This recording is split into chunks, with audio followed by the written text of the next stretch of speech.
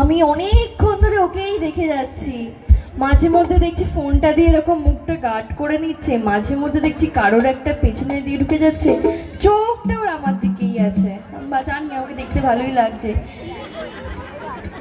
আচ্ছা, তো আমি একটু উর্মি হয়ে যাচ্ছি। উর্মি হয়ে ডায়লগটা বলার পরে তোমাদেরকে আমি জিজ্ঞেস করবো তোমাদের কাকে বেশি ভালো লাগছে। মানে ধরো উর্মিকে বেশি ভালো লাগছে নাকি যে আমি এতক্ষণ ধরে গল্প করছি গান গাইছি আমাকে বেশি ভালো লাগছে, ডায়লগটা বলার পরে জিজ্ঞেস করবো আমি, ঠিক আছে?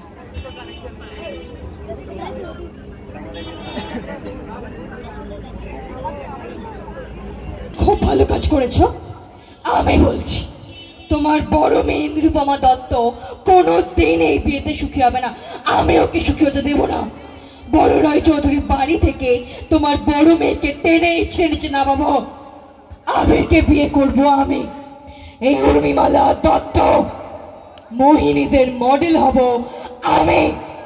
এই উর্মিমালা দত্ত রায় চৌধুরী বাড়ির বড় বউ হব আমি।